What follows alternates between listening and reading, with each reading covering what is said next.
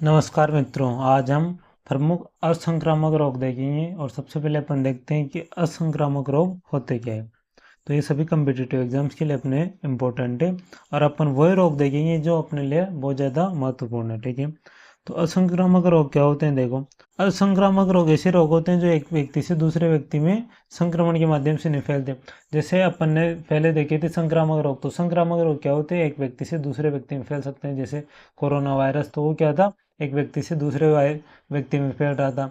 ऐसे कैसे अपने पास टीबी है, वो भी क्या होता है? एक व्यक्ति से दूसरे व्यक्ति में खांसी के माध्यम से, छींकने के माध्यम से, ड्रॉपलेट्स के माध्यम से फैल जाते हैं। लेकिन असंक्रामक रोग क्या होते हैं? एक व्यक्ति से दूसरे व्यक्ति में नहीं फैलते। ये मुख्यतः या तो फेफड़ों से संबंधित होते हैं, या फिर हृदय से संबंधित होते हैं, या फिर अपने कोशिकाओं की अनियमित वृद्धि से संबंधित होते हैं। तो सबसे पहले अपने पास है हृदय रोग यानी कि कार्डियोवेस्कुलर डिजीज। तो ये मुख्य रूप से हृदय और रक्त धमनियों को प्रभावित करते हैं। इनका कारण क्या है? हाई ब्लड प्रेशर, कोलेस्ट्रॉल का स्तर बढ़ जाना, मोटापा बढ़ जाना, या फिर बहुत ज़्यादा धूम्रपान करना। इसलिए अपन को सिगरेट, बीड़ी वगैरह तंबाकू का सेवन नहीं करना चाहिए।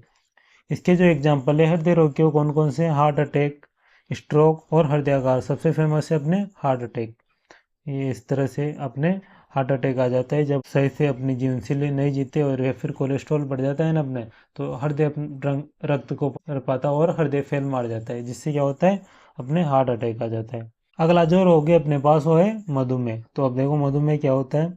मधुमेह जब शरीर पर्याप्त इंसुलिन नहीं बना पाता, या फिर शरीर इस पर प्रतिक्रिया नहीं कर पाता ना, यानी कि शरीर अपना इंसुलिन नहीं बना पाता, तो अपने कौन सा रोग हो जाता है? डायबिटीज हो जाता है। अब इसके भी दो टाइप होते हैं। पहला, या तो डायबिटीज जन्मजात हो सकता है, या फिर अपनी जो जीवन शैली है इससे आ सकता है। अगर अपन शर्करा, ग्लूकोज का सेवन ज़्यादा करेंगे ना, तो उससे क्या हो जाएगा? अपने डायबिटीज हो जाता है। ठीक है, इसके लक्षण क्या क्या है? अधिक प्यास लगना, बार बार पेशाब आना और वजन का कम होना। ठीक है, ऐसे ये डायबिटीज टेस्ट करते हैं अपने। अगला रोग है अपने पास कैंसर। तो कैंसर क्या होता है? जब अपने शरीर की कोशिकाएं ना अनियंत्रित रूप से बढ़ने लगती है ना, तो अपने क्या हो जाता है? कैंसर। तो ये कहाँ कहाँ पे होता है? स्तनों में हो सकता है, फेफड़ों में हो सकता है, और पेट का कैंसर भी होता है। इसके जो मेन कारण है, वो या तो धूम्रपान करता होगा व्यक्ति, या फिर बहुत ज़्यादा शराबी होगा उसके, और प्रदूषण से भी कैंसर हो सकता है।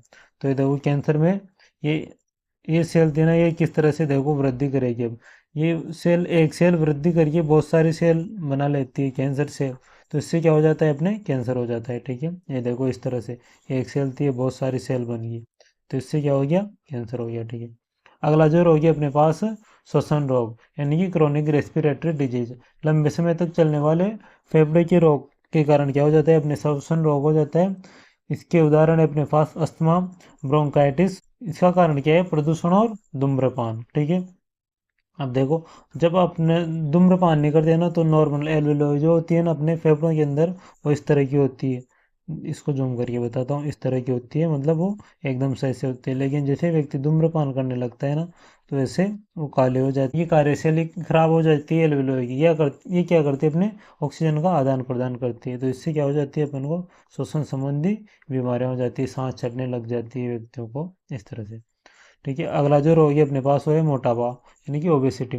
ओबेसिटी क्या है? जब शरीर में अत्यधिक वसा जमा हो जाती है ना, फैट जमा हो जाता है ना शरीर में बहुत ज़्यादा, तो उससे क्या होता है? मोटापा आ जाता है। इसके कारण है, या तो अपन जितने अपन को कैलोरी की आवश्यकता है ना, उसने उससे ज़्यादा कैलोरी कंज्यूम कर रहे हैं, और अपन कम शारीरिक गतिविधियाँ कर रहे हैं, यानी कि एक्सरसाइज वगैरह नहीं कर रहे हैं, बस बैठे बैठे रह रहे हैं, खा पी के बस बैठे बैठे रह रहे हैं, तो उससे क्या हो जाता है? अपने मोटापा आ जाता है। इसके प्रभाव क्या है? इसके कारण डायबिटीज हो सकता है, और हृदय के रोग हो सकते हैं मोटापे के कारण। ऐसे इसके कारण क्या है? देखो, नो एक्टिविटी, एंडोक्राइन डिजीज, या फिर ये मतलब आनुवंशिक तरीके से भी हो सकता है अपने पास। जैसे किसी के पेरेंट्स में हो, तो उससे बच्चों में भी आ जाता है, और अनहेल्दी फूड। ठीक है, अगला जो अपने पास असंक्रामक रोग है, वो है मेंटल इलनेस यानी कि मानसिक रोग। तो ये किससे? अपन बहुत ज़्यादा सोचते सोचते, मतलब एक तरह से अपन फिजिकल एक्टिविटी नहीं करेंगे, और बहुत ज़्यादा सोचेंगे सोचेंगे, किसी चीज़ की टेंशन लेंगे, तो उससे क्या हो जाएगा? अपने मानसिक तनाव आ जाएगा। इसके एग्जाम्पल है डिप्रेशन और एंजाइटी।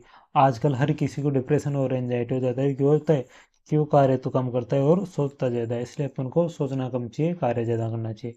इसके कारण या तो ये आनुवंशिक हो सकता है, यानी कि पेरेंट्स से जो बच्चों में ट्रांसफ़र हो सकता है, या फिर बहुत ज़्यादा तनाव लेता होगा, तो उसको डिप्रेशन या फिर एंजाइटी हो जाएगा। अब देखो, असंक्रामक रोगों के मुख्य कारण क्या है? तो इधर अपने कारण दे रखे और इधर इनका विवरण दे रखा है। तो अनुचित खान पान से अधिक वसा जमा हो जाएगी, इससे क्या हो जाएगी, मोटापा आ जाएगा। चीनी और नमक युक्त भोजन, शारीरिक निष्क्रियता, व्यायाम या फिर योग की कमी। और धूम्रपान और शराब, अगर अपन धूम्रपान करेंगे और शराब पियेंगे तो फेफड़े और यकृत को नुकसान हो जाएगा। इससे क्या होगा, अपने श्वसन संबंधी बीमारियां हो जाएगी और कैंसर हो जाएगा। प्रदूषण, प्रदूषण से फेफड़े और हृदय संबंधी रोग होते हैं। मानसिक तनाव से क्या होता है, मानसिक रोग और शारीरिक रोगों की जड़ है मानसिक तनाव, इसलिए अपन को तनाव नहीं लेना चाहिए। अब आज के लिए इतना ही साथियों, फिर अपन मिलते हैं किसी नए वीडियो में नए टॉपिक के साथ। तब तक के लिए जय हिंद, जय भारत।